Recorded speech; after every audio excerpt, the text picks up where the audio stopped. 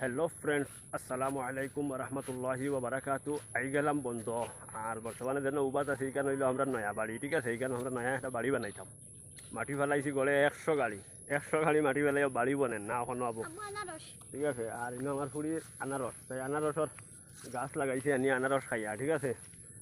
নয়া বাড়ির আর হলফা ধরছে, দেখা হলফা টেঙ্কা হলফা খাইলে খাইতে পারবা।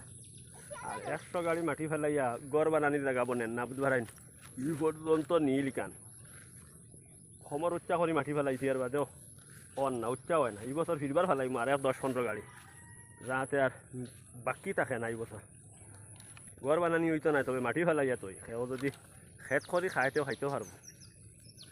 এমনি বেকার জমিন হয়তো মাতানটাও শেয়ার করি, কীরকম লাগে কমেন্ট করিও। আর এখানে সব ফেসিলিটি আছে, কোনো ফেসিলিটি বাকি নাই। আর ও যারা তাই কিতা করে দিবে, ও দেখো